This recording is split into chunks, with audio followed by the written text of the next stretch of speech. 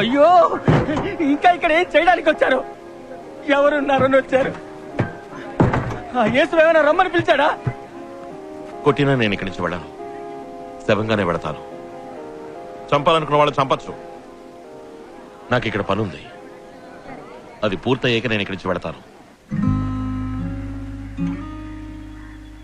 ప్రభువా, మా సహోదరి సహాయ మేరిని ఈ లోక జీవనము నుండి నీ యొక్క ఇష్ట ప్రకారము ఇదివరకే పిలుచుకున్నందువల్ల ఈమె యొక్క దేహమును మేము మరల నమ్మకముతోను గౌరవముతోను ఈ భూమికి అర్పించుచున్నాము.